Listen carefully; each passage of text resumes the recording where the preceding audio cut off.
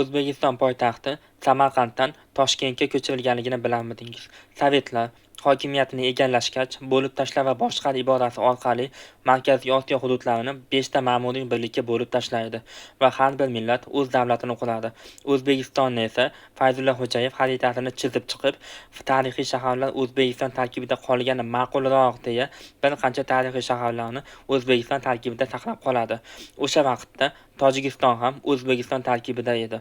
Ammo 1927-yili Sovetlar tomonidan Tojikiston O'zbekiston tarkibidan ajratib olinadi. Bu esa O'zbekiston hukumati tomonidan kuchli noroziliklarga sabab bo'ladi. 1937-yili esa Sovetlarda Toshkentni Qozog'iston tarkibiga o'tkazish fikri paydo bo'lib qoladi. Qozog'iston esa Toshkent avvaldan Qozog'iston hududi bo'lgan deya Moskvaga so'rovnoma yuboradi.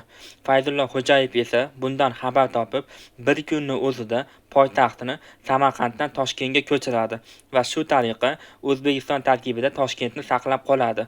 Toshkent ham shu orqali poytaxt bo'ladi.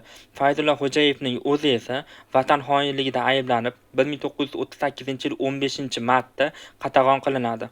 Fayzulla Xo'jayevning so'nggi so'zlari esa "Meni aybim yo'q, men yashashni xohlayman" degan gaplari bo'lgan. Aynan Fayzulla Xo'jayev Samarqand va Toshkentni O'zbekiston tarkibida saqlab qolish uchun juda katta rol o'ynagan.